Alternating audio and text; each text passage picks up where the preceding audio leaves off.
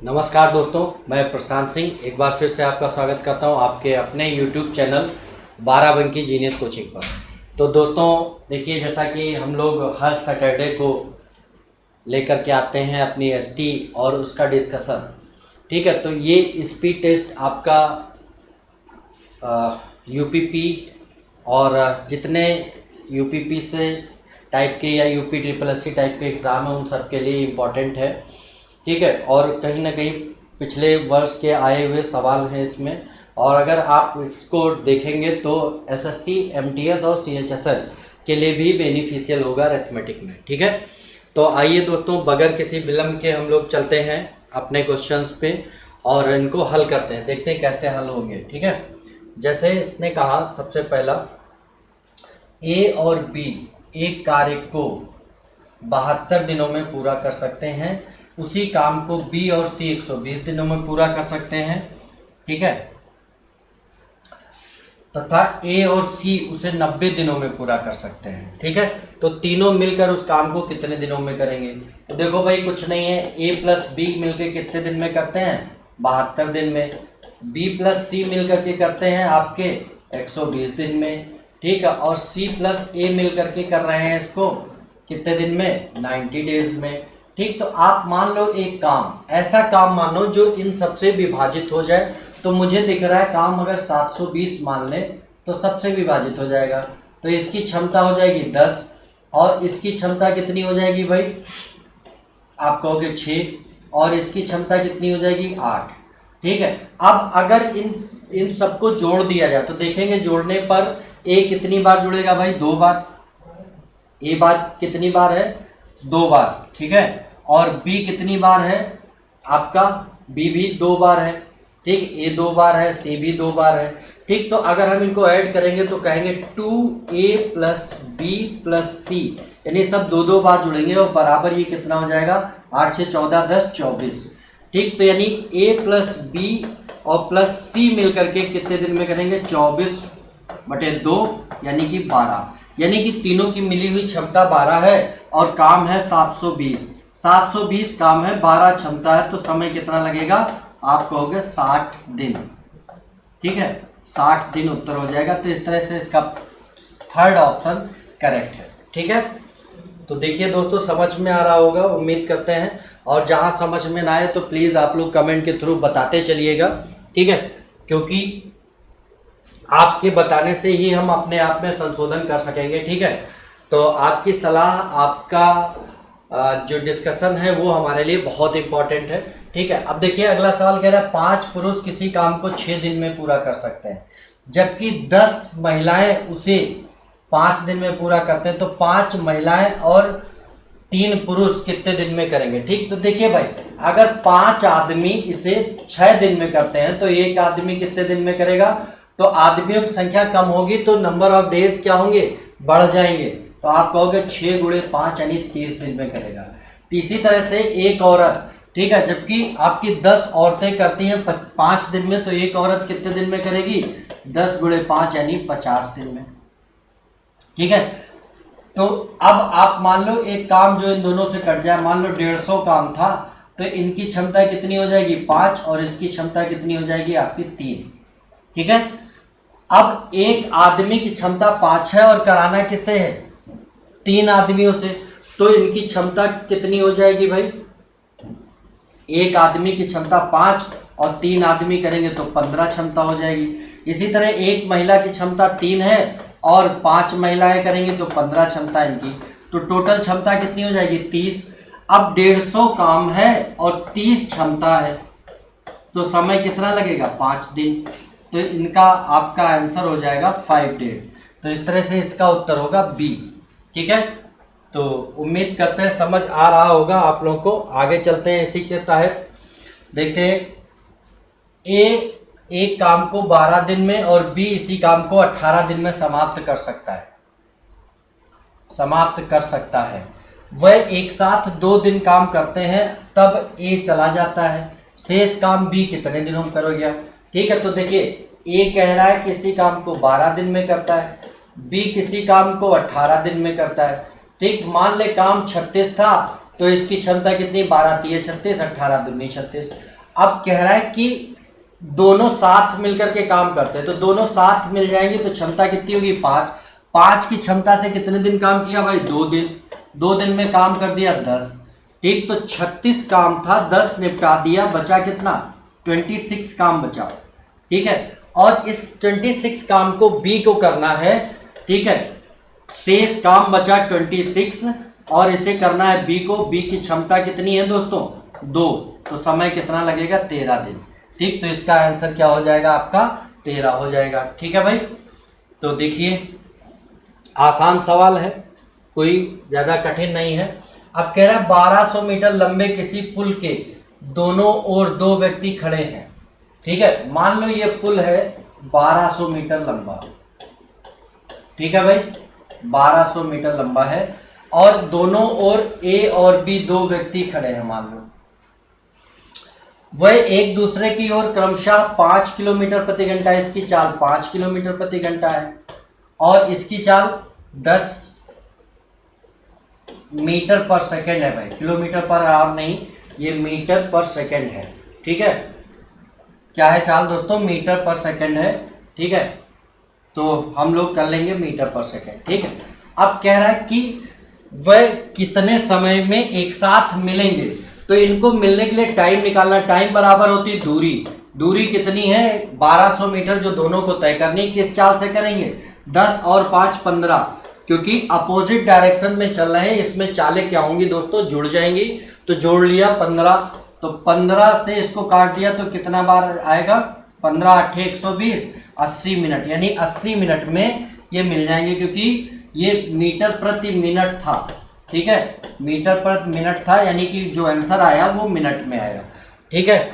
चलिए आगे चलते हैं। देखिए आगे आपके डीआई है, डीआई का बेसिक हम बता दे रहे हैं, हल आपको करना है इस बार, क्योंकि हर बार मैंने डीआई बताई है, ठीक है। जैसे कह रहा है कि 5 नगरों PQRS, ये दिए हैं PQRS में रहने वाले व्यक्तियों की फिल्म देखने की आदतों का सर्वेक्षण करने पर प्राप्त परिणाम में संक्षिप्त विवरण नीचे सारणी में दिया गया है। सारणी में स्तंभ 1, मतलब ये वाला है स्तंभ 1 में उन फिल्म देखने वाले व्यक्तियों की संख्या का प्रतिशत दिखाया गया है जो सप्ताह में केवल एक फिल्म देखते हैं, ठीक है। और यानी कि यहाँ पर देखिए 60%, 20%, 85%, 55% और 75%, ये जो दिया है ये साल में एक फिल्म देखते हैं। तो भाई बच्चे अगर 60 देखते हैं तो बच्चे कितने, 40%, 40% यहाँ बचे, 80% यहाँ बचे, और इनका स्तंभ 2 में इनका स्ट्रक्चर दिया, यानी 40% बराबर 2400 और 80% बराबर 30,000। इसी तरह से यहाँ इसका दिया है 15% हो जाएगा, क्योंकि 85 एक देखते हैं तो बचे कितने, यहाँ पर 55 तो बचे 45 और यहाँ पे 75 तो बचे 25, ठीक है। ये प्रतिशत में हो जाएगा सब, ठीक। मतलब कि स्तंभ 1 में जो दिया गया है वो प्रतिशत है केवल एक फिल्म देखने वाले, स्तंभ में 2 में दिया गया है संख्या है जो 1 या 1 से अधिक, ठीक है, 2 या 2 से अधिक देखने वाले, ठीक है। कहा गया है उन फिल्म देखने वाले की संख्या दिखाई गई है जो सप्ताह में 2 या 2 से अधिक फिल्म देखते हैं, ठीक है।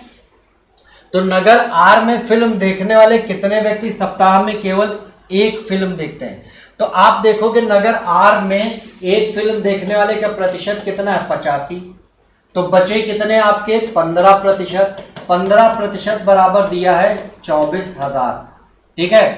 तो आपको निकालना है 85% बराबर 24,000 गुणे 85/15, ठीक। 5 तिया 15 और 5 से 17 बार और 3 से ये कटेगा 8 बार, तो ये आ जाएगा आपका कितना, 136 के आगे 3 0, यानी कि इसका आंसर होगा सी ऑप्शन, ठीक है। उम्मीद करते हैं कि ये आपको डीआई समझ में आ गई होगी। स्तंभ 1 में प्रतिशत दिया है और टोटल अपने आप में स्तंभ 1 और 2 मिला करके, ठीक है, फर्स्ट और सेकंड मिला करके टोटल संख्या होगी 100%, जिसमें स्तंभ 1 में अगर 85 है तो स्तंभ 2 में कितनी होगी 15, और 15% बराबर वैल्यू आपको दी थी, ठीक है। इसी तरह से डीआई का अगला सवाल होगा, कौन से नगर में सप्ताह में केवल एक फिल्म देखने वालों की संख्या अधिकतम है। ठीक है। तो सबकी एक एक फिल्म देखने वाले, जैसे अभी निकाला इससे पहले वाले क्वेश्चन में, तो सबकी एक एक फिल्म देखने वालों की संख्या निकाल लेंगे और उस संख्या से कंपेयर करा लेंगे किसकी ज्यादा है। ठीक है, तो इसमें जो उत्तर होगा भाई, ठीक है, मैं उत्तर बता दे रहा हूं, लगा आपको लेना है। ठीक है, तो इसका उत्तर होगा आपका टी, दूसरे क्वेश्चन का। इसी तरह से तीसरा डीआई का जो सवाल है, कौन से नगर में फिल्म देखने वालों की संख्या न्यूनतम है। ठीक है, यानी कि टोटल संख्या निकालनी है। यहां पर ये आपको 40% दिया, 100 निकाल लेंगे, 80 दिया, 100 निकालेंगे, सबका 100 निकाल लेंगे, फिर देखेंगे किसमें सबसे कम है, तो ये आएगा आपका उत्तर क्यू। ठीक है, उत्तर आपको बता दे रहे हैं, हल कर लेना। अगर कोई दिक्कत हो तो बताइए, सिर्फ डीआई भर का, आगे हम इसको डिस्कस करा देंगे अगर आप कमेंट में बताते हैं। ठीक है, अब तीसरा, इन नगरों में से किन नगर में फिल्म देखने वालों की अधिकतम संख्या है। ठीक है, अभी पहला सवाल निकालना था, न्यूनतम निकाला, उसी को अधिकतम पूछ लिया, तो उसी सवाल से दूसरा भी निकल जाएगा। ठीक है, तो इसको भी निकाल लीजिएगा।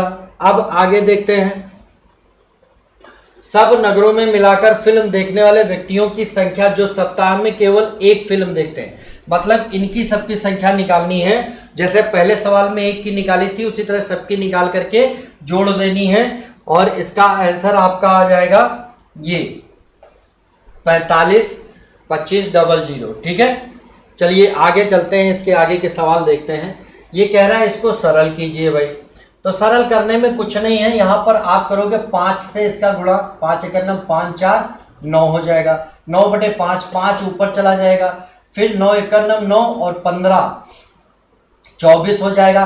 तो यहां पर वैल्यू आएगी 24, 9 ऊपर चला जाएगा 18, तो यानी कि 9 चला जाएगा, 9 दूनी 18, तो 1 + 18/24, 24 एक 24 और 18 जोड़ना 8 4 12, 2 1 3 और 1 4, तो 42/24 आएगा, यानी कि 6 7 42, 6 चौके 24, 7/4 इसका उत्तर हो जाएगा। ठीक है, क्लियर भाई।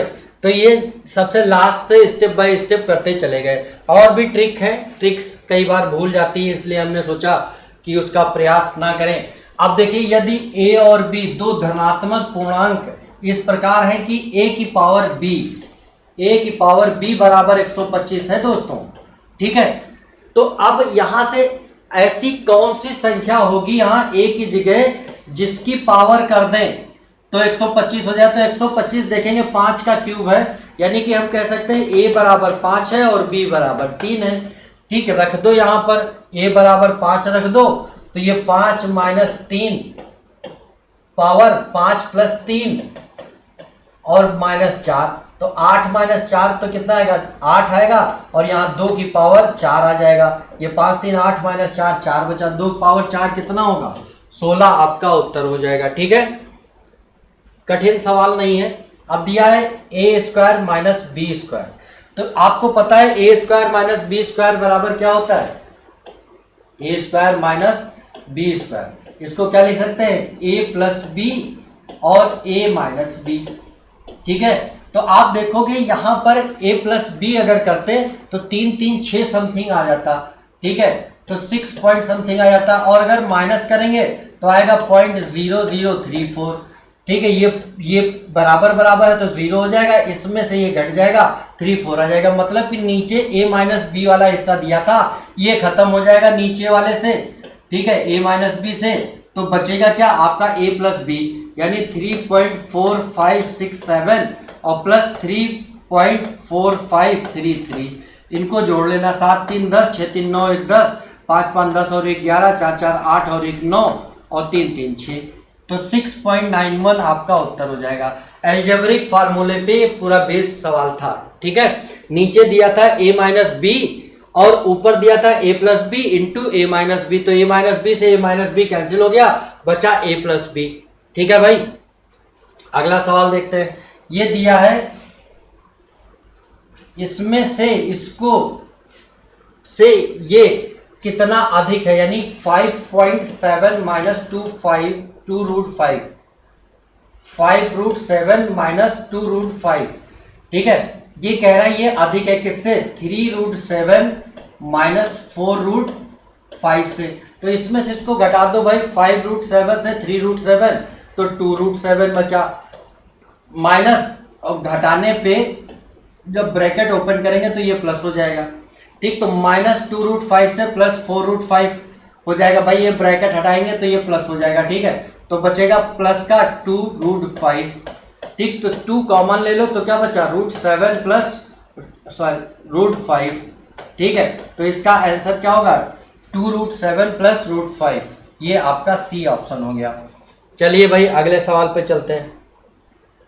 ये दिया है इसकी पावर इतना, इसकी पावर इतना, ये गुणे का निशान होता है भाई। तो आप देखते हो 256 की पावर 0.16 दिया है और फिर 256 पावर उतना, तो आप कहोगे कि गुणा में अगर बेस समान है, ये दोनों बेस समान है तो घातें जुड़ जाएंगी। ठीक है, तो ये प्लस में हो जाएगा कितना, प्लस आपका हो जाएगा 0.09। तो आपका 256 की पावर आप देखोगे 0.25 और पॉइंट हटाएंगे तो नीचे 100 यानी 1/4, यानी कि 4√256 है। ठीक है, 256 का स्क्वायर निकालेंगे तो 16 आएगा और 16 का स्क्वायर, क्योंकि डबल स्क्वायर निकालना है तो 16 का स्क्वायर निकालेंगे तो कितना आ जाएगा 4, आपका उत्तर हो जाएगा। ये आपका करेक्ट आंसर हो जाएगा। ठीक है भाई, चलिए अगले सवाल पर देखते हैं। अगला सवाल देखा 0.05 0.05 सब गुणा में है, यानी a क्यूब और ये हो गया माइनस का b क्यूब।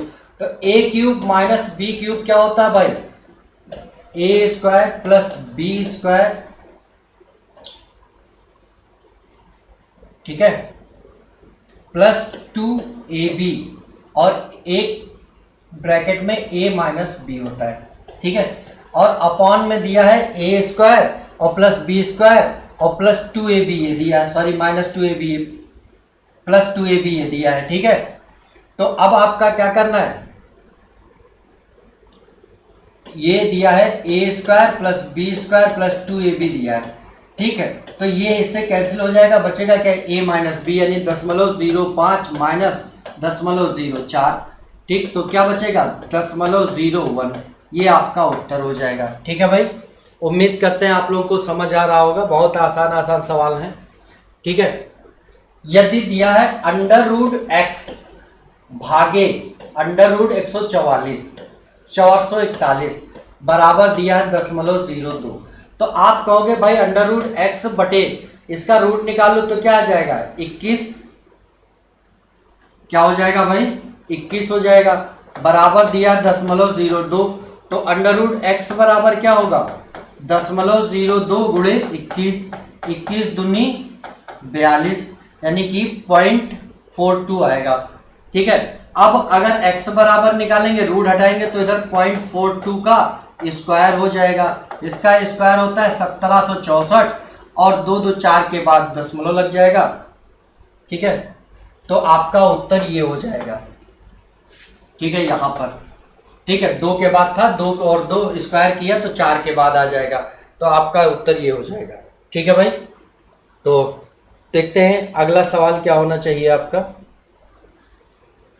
ये देखिए इस सवाल में हम लोग लास्ट से चलेंगे। ये दिया 10,000, इसका रूट निकालेंगे तो 100 आएगा और इसमें जोड़ देंगे तो 144 आ जाएगा। 144 का रूट निकालेंगे तो 16 आ जाएगा, 16 4 में सॉरी 12 आ जाएगा और 12 4 में जोड़ेंगे 16 आ जाएगा, 16 का रूट निकालेंगे तो 4 आ जाएगा। ठीक, लास्ट से रूट निकालते जाओ जोड़ते जाओ, रूट निकालते जाओ जोड़ते जाओ।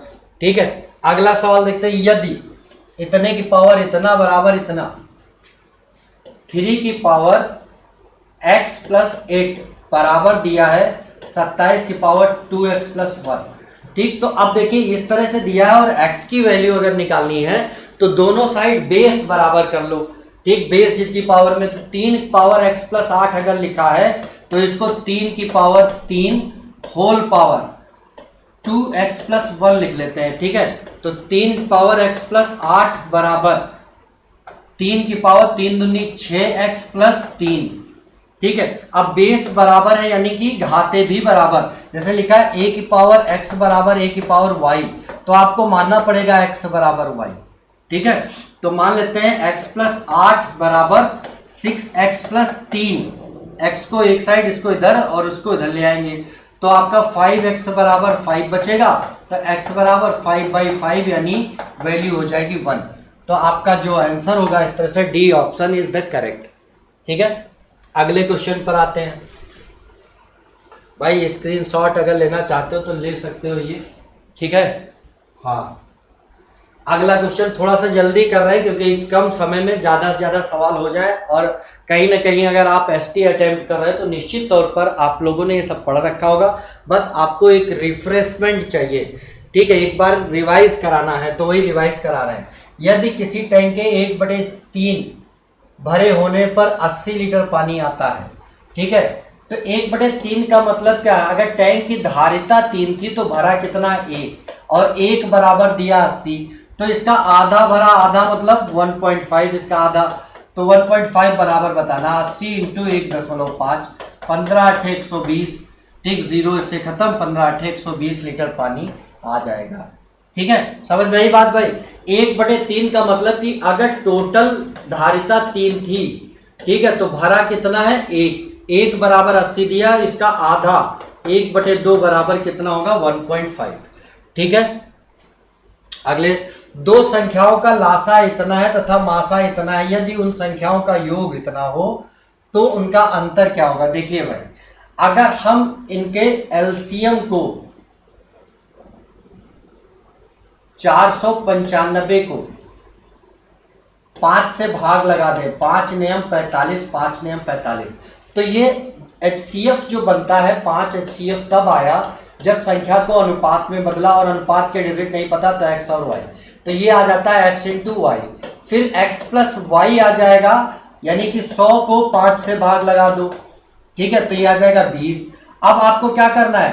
99 के दो ऐसे फैक्टर जिनका योग 20 हो, तो आप कहोगे 11 और 9, ठीक है, यानी x अगर 11 होगा तो y होगा 9, इनका अंतर कितना? 2, 2 को 5 से गुणा कर दो तो संख्याओं का अंतर आ जाएगा, और वो कितना होगा? 10, यानी आपका आंसर 10 हो जाएगा। ठीक है भाई, अगले सवाल पर चलते हैं। और हाँ, इस सवाल के लिए बेसिक्स हमने बता रखे हैं ऑनलाइन में भी, अगर आपको दिक्कत होती है तो प्लेलिस्ट में जा करके एलसीएम एचसीएफ का पार्ट 1 देखेंगे, सारी चीज़ें समझ आ जाएंगी, क्योंकि पार्ट 1 में ही पूरा पढ़ा दिया है। और अभी हम लोग इस एसटी के साथ साथ में अपनी लाइव क्लासेस भी स्टार्ट करेंगे, तो उन लाइव क्लासेस में भी हम लोग आपस में डिस्कस करेंगे इनके बारे में। किसी संख्या के 3/4 का 2/3 बराबर है, ठीक, 3/4, मान लो x का 3/4 का 2/3, तो 3 से 3 1 खत्म, तो क्या आ जाएगा? x का 1/2, यानी संख्या का 1/2 आ जा रहा है। ठीक है, अगला सवाल देखते हैं। यदि हम 45 को 4 संख्याओं के योग के रूप में इस प्रकार लिखते हैं कि पहली संख्या में 2 जोड़ने पर, दूसरी संख्या में 2 घटाने पर, तीसरी संख्या में 2 गुणा और चौथी संख्या में 2 से भाग देने पर परिणाम वही प्राप्त होता है। परिणाम वही मतलब कि सब बराबर बराबर परिणाम है। तो देखिए, एक तो तरीका है कि अलग अलग संख्याएं मान लें, लेकिन यहाँ पे कुछ नहीं मानो, इस सवाल को ऑप्शन से कर लो। जिस ऑप्शन में ये स्थिति बनती है, तो चारों संख्याएं पूछा है, तो जिस ऑप्शन में, जैसे हम ऑप्शन बी उठाए, इसमें कह दें 2 जोड़ दें तो ये कितना हो जाएगा? 10, इसमें 2 घटा दें तो कितना हो जाएगा? 10, और इसमें 2 गुणा कर दें 10, इसमें 2 भाग कर दें 10। देखिए परिणाम वही आ गया, यानी यही आंसर आपका करेक्ट था। इसको कुछ करने की जरूरत नहीं, बाकी किसी ऑप्शन में ये करेंगे तो परिणाम वही नहीं आएंगे। ठीक है, तो इस तरह से ये भी सवाल बहुत आसान था।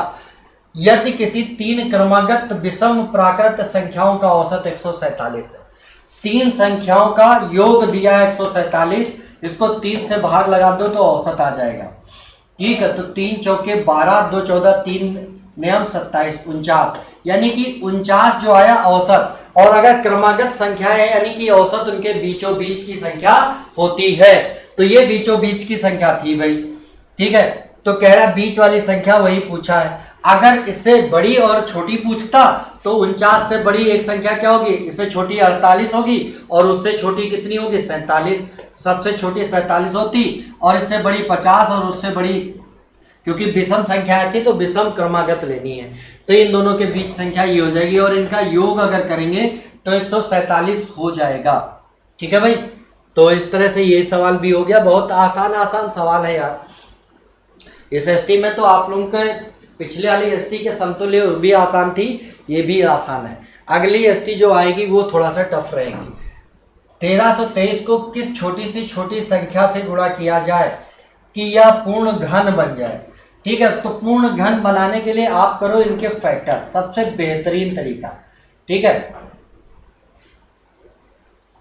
अब फैक्टर करने के लिए देखिए 3 से कट रहा है, काट लो, 3 चौके 12, 3 चौके 12, 3 एकम 3, फिर 3 से कट रहा है, 3 एकम 3, 3 चौके 12 और 3 सते 21, 3 सते 21, ये 7 है भाई। ठीक है,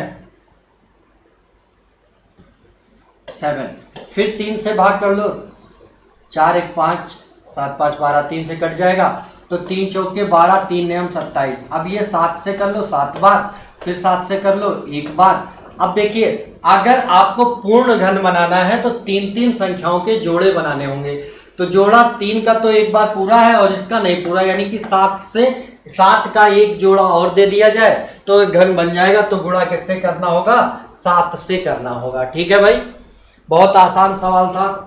चलिए देखते हैं अगला क्वेश्चन क्या होता है। वह छोटी से छोटी संख्या जिसे 12, 15, 20, 54 से भाग देने पर प्रत्येक दशा में 4 शेष बचता है। ठीक है, तो अब क्या करना है भाई, एक तो ऑप्शन से कर सकते हो कि जैसे इनमें से ऑप्शन में 4 घटा दो, 4 शेष बच रहा है ना, तो वो 4 घटा दो और 4 घटाने के बाद जो प्राप्त संख्या है इन संख्याओं से पूर्णतः विभाजित हो जानी चाहिए। ठीक है, तो अगर हम इसमें 4 घटाएं तो इसमें से मान लो तो ये बचता कितना है? 540। 540 54 से विभाजित हो जाएगा तो क्या 12 से विभाजित होगा? करके देख लो 12 से। ठीक है, 12 चौके 48, 2 50 और 2 2 4, 48 और 6, 12 पंचे 60 कट गया। ठीक, 540 बटे 15 कर लो तो 15 तिया 45, 5 4 9, 15 छक्का 90 कट गया। ठीक है, 540 बटे 20 कर लो तो क्या ये कटेगा? ठीक है, बिल्कुल करेगा, 27 दूना 54। ठीक है, 540 बटे 54 कर लो तो क्या कटेगा? सबसे कट रहा है 4 घटाने पर, तो यानी कि इसका ऑप्शन आपका यही सही होगा। देख लीजिए समझ आ रहा है कि नहीं आ रहा है दोस्तों। ठीक है, ना आता हो तो कमेंट में बताते रहिएगा तो फिर से बता दिया जाएगा। ठीक है, तो मतलब इसको ऑप्शन से कर लिया। दूसरा तरीका ये भी था कि आप इसका एलसीएम निकाल लो। ठीक है, क्या करो? एलसीएम निकाल करके भी कर सकते हो। एलसीएम प्लस 4, इन चारों संख्याओं का एलसीएम प्लस 4, तो अगर इनका एलसीएम निकालेंगे तो क्या आएगा भाई? ठीक है, तो आप कह सकते हो एलसीएम ऑफ 12, 15, 20 और 54 और प्लस 4 अगर कर दे तो भी आपका आंसर आ जाएगा, क्योंकि इनके एलसीएम ही इनसे विभाजित होगा और विभाजित होकर के आपका 4 शेष दे रहा है। तो क्या हो जाएगा आपका? एलसीएम या एलसीएम का एनी मल्टीपल प्लस 4। अगर एलसीएम प्लस 4 में नहीं आ रहा है तो एलसीएम इंटू 2 प्लस 4 आ जाएगा, या एलसीएम इंटू 3 या प्लस 4 ऐसे आ जाएगा।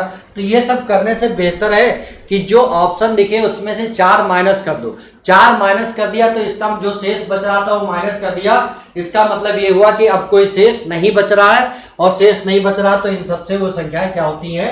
विभाजित हो रही। ठीक है भाई, चलिए अगले सवाल पर चलते हैं। 4 घंटियां इतने सेकंड के अंतराल पर बजती हैं। चारों घंटियां इकट्ठे 12 बजे बजना प्रारंभ करी तो वे फिर से कब बजेंगी? तो ये चारों घंटियां दोबारा जो बजने का समय होगा वो इनके एलसीएम का क्या होगा? इनके एलसीएम का ही समय होगा। जो इनका एलसीएम आएगा उतने समय बाद ये दोबारा बजेंगी। तो इनका एलसीएम निकालिए भाई, एलसीएम क्या होगा? बताओ भाई, इनका एलसीएम क्या होगा?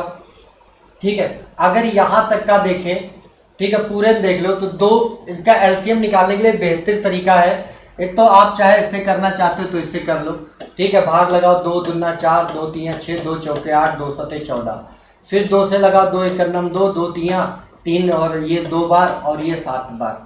ठीक, अब किसी से कट रही रहा तो 2 गुणे 2 गुणे 3 गुणे 2 गुणे 7। ठीक, 3 दूनी 6, सॉरी 2 दूना 4 तिया 12 चौके 48 गुणे 7, 7 8 56 के 6, 5 बता 7 चौके 28 और 5 33, 336 मिनट बाद, ठीक है, 336 सेकंड बाद ये फिर से दोबारा बजेंगी। तो 336 सेकंड को हम लोग कर सकते हैं क्या, मिनट और सेकंड में लिख लेते हैं। अगर 7 8 2 दूना 4 3 12, 12 चौके 48 गुणे 7, 7 8 56 और 7 चौके 28, ठीक है। तो ये इसको आप मिनट और सेकंड में बदलेंगे। तो अगर मिनट में बदलना है तो क्या करेंगे, इसको 60 से भाग लगा देंगे, ठीक है। तो कितने मिनट आ जाएगा और कितने सेकंड आ जाएगा, चलो भाई बताओ कितने मिनट और कितने सेकंड आ जाएगा।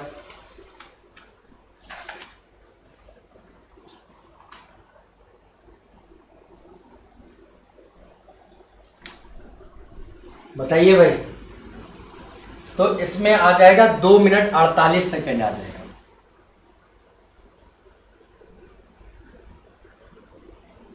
एलसीएम में शायद कोई गड़बड़ी हुई है, 1 मिनट देख लेते हैं भाई।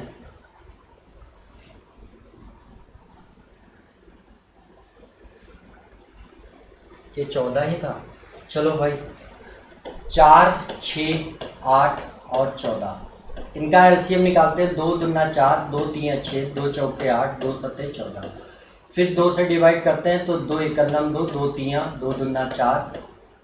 अब किसी से कटेगा नहीं तो 2 गुणे 2 गुणे 3 गुणे 2 गुणे, ठीक है, 2 दूना 4 3 12, 12 दूना 24, 12 चौके 48 का लिया 2 आएगा भाई। 24 गुणे 7 यानी 7 चौके 28 के 8, 7 दूनी 14 2 16। इसमें से 120 सेकंड और 48 सेकंड अलग कर लो तो ये 120 का मतलब आ जाएगा कितना, 2 मिनट और ये 48 सेकंड, ठीक है। यानी 2 मिनट 48 सेकंड बाद बजेंगे, कब से, 12 बजे से।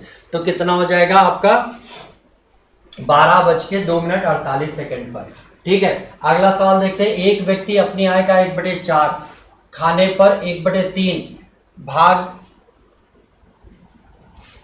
किराए पर, ये किराए पर होगा भाई, ठीक है, और शेष भाग इतना रुपए है, तो उसको दूसरी वस्तुओं पर खर्च करता है, उसके घर का किराया कितना है, ठीक है। शेष भाग इतने रुपए है जिसको होना चाहिए, जिसको दूसरी वस्तुओं पर खर्च करता है, ठीक है। अब मान ले कि उसका किराया 12 था, सॉरी उसका टोटल भाग आय जो थी 12 थी और इसका 1/4 खर्च कर दिया। इसका 1/4 कितना हुआ, 3। अब बचा कितना, कह रहा शेष का 2/3, तो शेष कितना बचा, इसमें माइनस कर दिया तो 9 बचा। 9 का 2/3 तो कितना होगा, 6, ठीक है। अब 9 में से 6 और माइनस कर दो तो बचा कितना, 3। 3 बराबर दिया 630, ठीक। पूछा है उसका तो उसके घर का किराया, घर के किराया कितना निकाला, 6 बराबर, तो 6 बराबर निकालना है तो 3 दूनी 6, 2 गुना कर दो। एक व्यक्ति अपनी आय का 1/4 भाग खाने पर, तो आय मान ली 12 तो 1/4, 3 12 3, 12 में से, और अच्छा यहाँ पर शेष नहीं कहा था, देखो भाई शेष नहीं कहा था तो हम लोग को शेष करना भी नहीं है, ठीक है। हमने शेष कर लिया, जैसे कहा अपनी आय का 1/4 भाग खाने पर, तो आय मान लेते 12, इसका 1/4 3 हो गया। फिर कह रहा है भाग खाने पर 2/3 भाग किराए पर, ठीक है, इसी का 2/3, 12 का 2/3 कितना होगा, 3 चौके 4 दूनी 8, तो 8 3 11 निकल गया 12 में से, तो बचा कितना शेष, 1 बराबर दिया 630। तो पूछा किराए पर यानी 8 बराबर, तो 8 से इसका गुणा कर लेंगे, 630 गुणे 8, ठीक है। तो 8 त्रिक 24 के 4, 8 छंग 48, 2 50, यानी कि 5040 रुपए इसका घर का किराया था, क्योंकि घर के किराए कितना, अगर टोटल बराबर पूछता तो आय पूछता तो 12 बराबर निकालना होता, ठीक है भाई। चलिए अगले सवाल पर चलते हैं। किसी संख्या को इतने से भाग देने पर शेष इतना बचता है, यदि उसी संख्या को 29 से, कुछ नहीं जो शेष बचता है इसको ही 29 से भाग लगा दो, ठीक है। तो 29 से भाग लगाएंगे, 2 बार जाएगा, 2 9 18, 2 दूना 4 और 1 5, बचा कितना, 13 में 8 गया 5 बचा, यानी कि आपका जो शेष बच जाएगा 5 होगा। इस तरह के क्वेश्चन में कभी भी आ जाए, ठीक है, तो आप इसी तरह से भाग लगा देंगे। और देखिए भाई थोड़ा सा स्पीड में चल रहे हैं, बगैर किसी समय को बर्बाद किए, क्योंकि समय बहुमूल्य है। अन्य यूट्यूबर्स की तरह मैं नहीं कर पाता कि समय को भी बर्बाद करें, जैसा कि आप लोगों को पता है कि हमारा काम है कि कम समय में ज़्यादा से ज़्यादा काम करना, ठीक है, इसलिए जल्दी से जल्दी करते चले जा रहे हैं। ठीक है, ये दिया है आपका क्यूब रूट 4, 4 रूट 6, 6 रूट 15 और आपका दिया है 12 रूट 245। ठीक है, आपको बताना है इनमें से कौन सी बड़ी है। तो ये जो रूट वाली वैल्यू दी है इनका एलसीएम ले लो। तो रूट वाले वैल्यू जो रूट पे लिखी हैं, एलसीएम ऑफ कितना, 3, 4, 6 और 12, ये क्या होगा, बराबर 12। ठीक है, अब यहाँ पर लिखो ये जो रूट के अंदर लिखा 4, 6, 15 और 24, ठीक है, 245। अब जो एलसीएम आया इसको इनकी रूट वाली वैल्यू से भाग लगाते चले जाओ। 3 से भाग लगाया 12 को 4 बार गया, 4 इसकी पावर में। ठीक, 4 से भाग लगाया 12 को 3 गया, 3 इसकी पावर में। 6 से भाग लगाया 2 बार गया, 2 इसकी पावर में, और इससे लगाया 1। अब इनमें देख लो 4 की पावर 4 कितना होगा, 256, 6 की पावर 3 216 और ये 225 और ये 245। अब इसमें कौन सी सबसे बड़ी संख्या है, बड़ी पूछा तो ये है, और ये किसकी वैल्यू थी, इसकी। ठीक है, यानी कि 3 रूट 4 क्यूब रूट 4 आपके सबसे बड़ी वैल्यू है।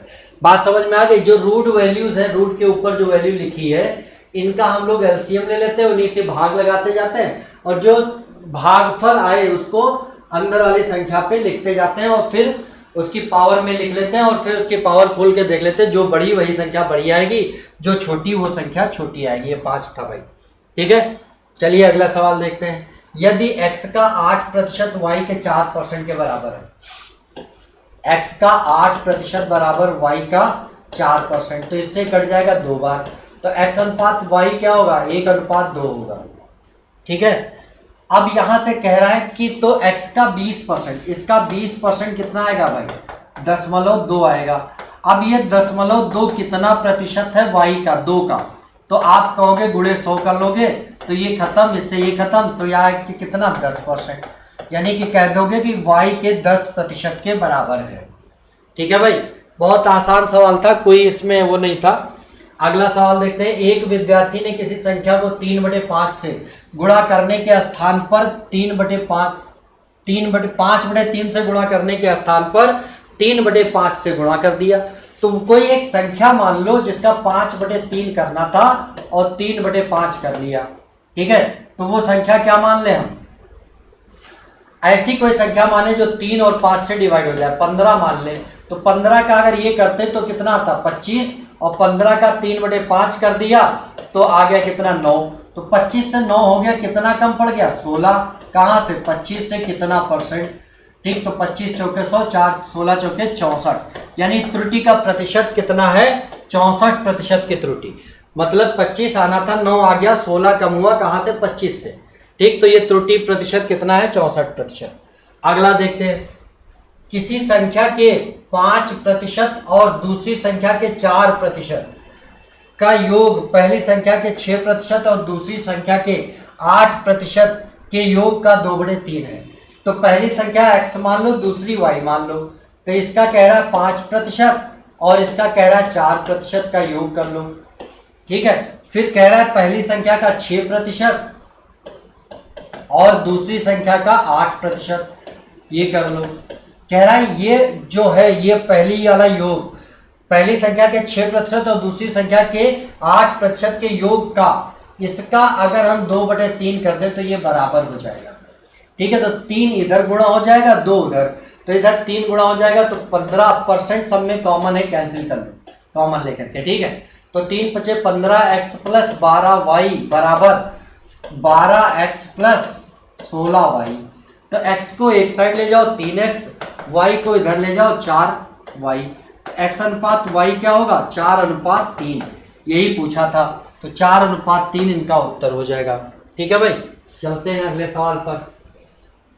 सी की आय बी की आय से 20% अधिक है, बी की आय ए की आय से 25% अधिक है। यानी देखिए बी अधिक है 25% किससे, ए से, यानी ए नहीं पता तो 100 होगा, तो ये कितना होगा 125। और सी अधिक है बी से कितना 20%, किसका 20%, इसका 20% 25 होगा और ये हो जाएगा 150। तो कह रहा है सी ए की आय से कितने प्रतिशत अधिक है, तो कितना अधिक है भाई, ये आप कहोगे कि 50 अधिक है। कितना अधिक है, 50 अधिक है। कहां से, 100 से है तो 50% हो जाएगा। ठीक है, तो कितना अधिक होगा दोस्तों, 50%। ठीक है, तो उम्मीद करते हैं समझ आ रहा होगा आप लोगों को। और चलते हैं अगले सवाल पे। अगला सवाल, किसी वस्तु के मूल्य में 10% की कमी की गई, उस घटे हुए मूल्य को मूल मूल्य पर लाने के लिए कितने प्रतिशत बढ़ोतरी करनी होगी। ठीक है, जैसे मान लो एक संख्या थी, एक मूल्य था 100, इसको 10% कमी कर दिया 90 को वापस 100 पे ले जाना, तो 10 बढ़ाना है कहां से, 90 से, गुणे 100। ठीक, तो ये खत्म, तो ये कितना बढ़ना है, 11 सही 1/9% बढ़ाना होगा, यानी B option is the correct answer. ठीक, अगला सवाल देखते हैं। किसी वस्तु पर छपा हुआ मूल्य 900 रुपए है, लेकिन एक खुदरा व्यापारी इसको 40% बट्टे पर खरीदकर 900 रुपए में बेच देता है। तो 900 छोड़ दो, मान लो 100 था, तो इसने खरीदा कितने का होगा, 60 का, और बेचेगा कितने का, 100 का। ठीक है, जब 900 का खरीदा 900 का बेचा, तो 900 को 100 मान लो, 100 का खरीदा 100 का बेचा, और 100 का खरीदा, 100 का जब मार्क प्राइस था और 40% बट्टे यानी 60 का खरीदा। अब इसका लाभ कितना हो गया, 40 का हुआ कहां से, 60 से, गुणे 100, तो ये 2/3 यानी कि 200/3 या 66 से ही 2/3% का लाभ हो जाएगा। ठीक है, चलिए अगला। हाँ, तो याद रखिएगा कि 900 का भाई ये 40% निकालना माइनस करना ये कठिन होता, तो हम लोग क्या करते हैं 100 मान लेते हैं 900 को, जब दोनों जगह बराबर है तो मान सकते हैं। कौन सी राशि साधारण ब्याज पर 6 महीने में 4% की दर से इतने रुपए। अब देखिए 6 महीने की बात करता है, 1/2 वर्ष, 6 महीने मतलब 1/2 वर्ष, 4% से यानी ब्याज कितना मिलेगा, 2%, यानी 2% बराबर आपको दिया है 150, 2% बराबर 150, तो 100% बराबर 150 गुणे 100/2, तो ये आ जाएगा कितना 75, तो आपका आंसर होगा 7500। ठीक है, तो ये आपका 7500 उत्तर हो जाएगा। अगले सवाल पे चलते हैं। 10,000 रुपए की एक राशि का कुछ भाग 8% की दर से, शेष भाग 10% की दर से उधार दिया गया, टोटल पर इतना। देखो एक भाग 8% पे, दूसरा भाग 10, इन दोनों को जोड़ करके 9.2, तो ये पार्ट बन जाता है किसका, एलिगेशन का। लगा दो एलिगेशन, तो ये आएगा 10.8 और ये 1.2, 4 दूनी 8, 4 तिया 12, 2:3।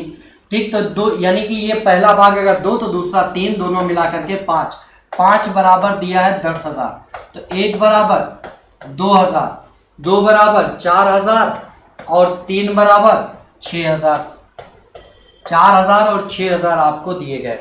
ठीक है, तो आपका उत्तर ए हो जाएगा। ठीक, अगले सवाल पर चलते हैं। 2 क्रमागत वर्षों में मेरी आय का अनुपात, ये बढ़िया सवाल है। आय 2 क्रमागत वर्षों में अनुपात है 2:3। ठीक है, और कह रहा है यदि मेरी आय और व्यय का अनुपात है 5:9। ठीक है, यदि मेरी आय दूसरे वर्ष में इतने रुपए हो। अब आय दूसरे वर्ष में यहां कितनी है, 2 क्रमागत वर्ष मतलब पहला वर्ष और दूसरा वर्ष। दूसरे वर्ष में 3 बराबर दिया है 4500, 1 बराबर 15,000, तो 2 बराबर कितना हो जाएगा 30,000। ठीक है, तो इसकी आय कितनी हो जाएगी भाई 30,000 हो जाएगी पहले वर्ष हो। और पहले वर्ष में मेरा व्यय इतना है, व्यय पहले वर्ष में यहाँ कितना है 5, 5 बराबर दिया है 25,000, तो 1 बराबर 25, 5,000, तो 9 बराबर कितना हो जाएगा 9/45,000। ठीक है, तो कह रहा है तो 2 वर्षों में कुल बचत क्या है।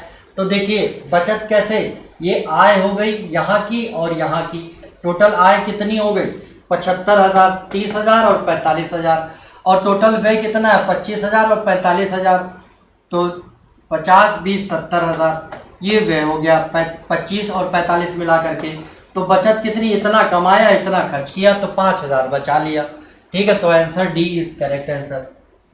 38 नंबर, किसी बक्से में 180 रुपये, 1 रुपये 50 पैसे और 25 पैसे को सिक्के के अनुपात में है, जिनका अनुपात इतना है, ये 50 पैसे सिक्कों, ये देखिए सिक्कों की संख्या का अनुपात दिया है। ठीक है, 2:3:4, किसका 1 रुपये 50 पैसे और 25 पैसे का। ठीक है, ये दिया हुआ है। अब यहां से हमें क्या करना है, इनको बदलना है रुपए के अनुपात में, मूल्य के अनुपात में। तो यहाँ 2/1 कर दो, क्योंकि 1 रुपए में 1 रुपए का सिक्का 1 होता है, 1 से भाग लगा दो। और 50 पैसे के 2 सिक्के होते हैं 1 रुपए में, तो इससे जो बड़ी करेंसी है उतने के सिक्के, उतने में देखो कि बाकी के सिक्के कितने होते हैं, उतने से भाग लगा दो। 25 पैसे 4 सिक्के, तो ये 1 आ गया। और इससे दोनों में गुणा, तो ये 2 दूना 4 और 3 और 2 एकम 2, यानी इनके मूल्य का अनुपात 4, 3, 7, 2, 9। 9 बराबर 180 दिया है, तो 1 बराबर 20 हो गया। तो 50 पैसे पूछा, 3 बराबर 50 पैसे वाला ये था, 3 बराबर, तो 3 बराबर कितना हो जाएगा 60, यानी कि 60 रुपए हैं। तो सिक्के कितने होंगे भाई 50 पैसे से 60 रुपए, तो सिक्के हो जाएंगे 120। तो आपका आंसर ये हो जाएगा। ठीक, अब ये आया आपका अंतिम सवाल। धातु से बने एक ठोस शंकु जिसकी ऊंचाई 10 सेंटीमीटर और आधार त्रिज्या 20 है को पिघलाकर 4 सेंटीमीटर व्यास की गोलियां बनाई गई। ठीक है, तो ऐसी कितनी गोलियां बनाई जाएंगी।